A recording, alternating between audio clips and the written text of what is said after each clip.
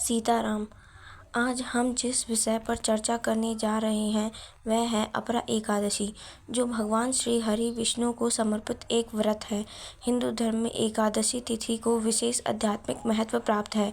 यह तिथि आत्मा की शुद्धि, संयम और ईश्वर भक्ति के लिए अत्यंत उपयुक्त मानी गई है। एकादशी शब्द स्वयं में 11वां दिन है। यह हर माह के शुक्ल पक्ष को और कृष्ण पक्ष के में 2 बार आती है, यानी एक वर्ष में 24 एकादशियां होती हैं। इनमें से अपरा एकादशी, जो ज्येष्ठ मास के कृष्ण पक्ष में की एकादशी होती है, विशेष फलदायी मानी जाती है। अपरा एकादशी को अचला एकादशी भी कहा जाता है। अपरा का अर्थ है जिसकी कोई तुलना नहीं की जा सकती। इस दिन व्रत रखने से व्यक्ति के समस्त पाप नष्ट हो जाते हैं और मोक्ष की प्राप्ति होती है। पुराणों में एक कथा आती है। एक राजा महजीद थे, जिनके राज्य में अकाल पड़ा हुआ था। वे अत्यंत धार्मिक थे, परंतु किसी कारणवश संतानहीन थे। उन्होंने ऋषि वशिष्ठ से इसका कारण पूछा। ऋषि ने बताया, पूर्व जन्म में उन्होंने पाप किए थे और उनसे मुक्ति का उपाय अपरा एकादशी का व्रत है। राजा ने व्रत किया और परिणाम स्वरूप उन्हें संतान प्राप्ति हुई तथा उनका राज्य समृद्ध हुआ। इससे हम यह सीखने को मिलता है कि अपरा एकादशी केवल पूजा का दिन नहीं, बल्कि आत्मशुद्धि और पाप मोचन का अवसर है। अपरा एकादशी का व्रत सरल परंतु नियमबद्ध है।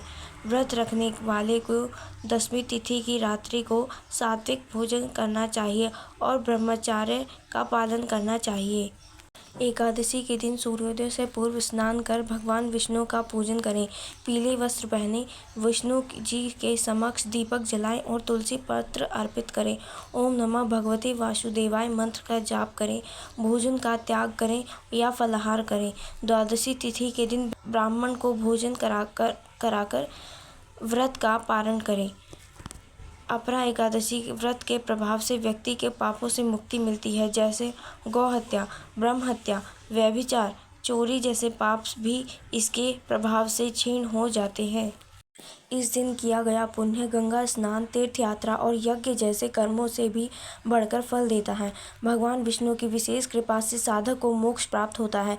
अपरा एकादशी का व्रत व्यक्ति को आत्मिक बल, मानसिक शांति और आध्यात्मिक उन्नति प्रदान करता है।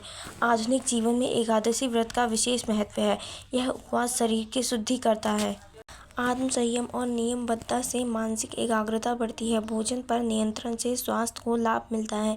दिन भर ध्यान, जप और पूजा से मन शांति और आनंद की अनुभूति होती है। इसीलिए अपरा एकादशी को केवल परंपरा न माने, बल्कि इसके एक आध्यात्मिक अनुष्ठान के रूप में अपनाएं।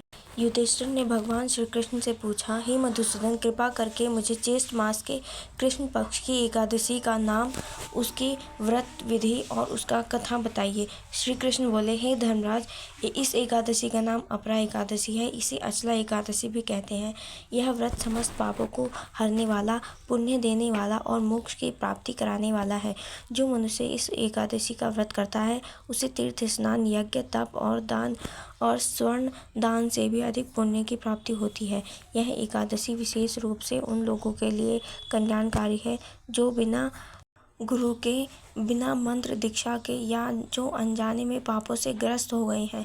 इस दिन भगवान विष्णु का पूजन कर व्रत करने वाला व्यक्ति समस्त पापों से मुक्त होकर स्वर्ग की प्राप्ति करता है। भगवान श्री कृष्ण ने युधिष्ठिर को एक प्राचीन कथा सुनाई। पुरातन काल में भद्रावती नामक नगरी में पुंडरीक नामक राजा राज्य करता था। उस राज्य में एक ब्राह्मण था, सुदामा, जो दरिद्र परंतु धर्मात्मा और विष्णु भक्त था। वह नियम पूर्वक उपवास करता था, धर्म का पालन करता था और विशेष रूप से अचला एकादशी का व्रत अत्यंत श्रद्धा से करता था। व्रत के प्रभाव से उसका जीवन बदल गया। उसे विद्या, धन और सम्मान की प्राप्ति हुई। मृत्यु के बाद वह दिव्य विमान से बैठकर विष्णु लोक को प्राप्त हुआ। हे युधिष्ठिर, जो भी व्यक्ति श्रद्धा से अपरा एकादशी का व्रत करता है, उसके जीवन के सभी दोष नष्ट हो जाते हैं। यह व्रत ब्रह्महत्या, झूठ, चोरी, परनिंदा जैसे महापापों का नाश कराता है। इस व्रत की कथा को सुनता है, वह भी पुण्य का भागी बनता है।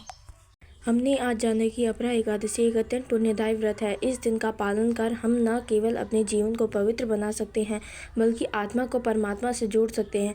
मैं आप सभी से अनुरोध करती हूँ कि इस पावन तिथि पर व्रत करें, ध्यान करें और अधिक से अधिक सत्कर्मों में समय लगाएं। यदि यह वीडियो आपको अच्छा लगा हो तो कृपया इसे शेयर करें, लाइक करें और हमारे चैनल को सब्सक्राइब करें। आप सभी को अपरा एकादशी की ढेर सारी शुभकामनाएं। धन्यवाद।